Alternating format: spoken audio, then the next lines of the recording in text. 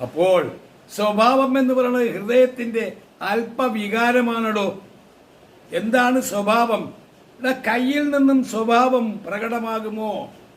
കാലിൽ നിന്നും സ്വഭാവം പ്രകടമാകുമോ? കണ്ണിൽ നിന്നും സ്വഭാവം പ്രകടമാകുമോ? ചെവിയിൽ നിന്നും സ്വഭാവം പ്രകടമാകുമോ? വിരൽ പുച്ഛങ്ങളിൽ നിന്നും സ്വഭാവം പ്രകടമാകുമോ? ഇല്ല. അത് ഹൃദയത്തിന്റെ ഉൽപ്പന്നമാണ്. അതിൽ നിന്നും വരുന്നൊരു വികാരമാണ്. മനസ്സിലായോ? അതിൽ നിന്നും വരുന്ന വികാരമാണ്. ആ വികാരത്തിനെ മനുഷ്യ ശരീരത്തിന്റെ എല്ലാ ഭാഗങ്ങളിലേക്കും അതിനെ നിയന്ത്രിക്കുകയാണ്, അങ്ങോട്ട് തിരിച്ചു വിടുകയാണ്. അപ്പോ സ്വഭാവം ഹൃദയത്തിന്റെ അല്പവികാരമാണ്.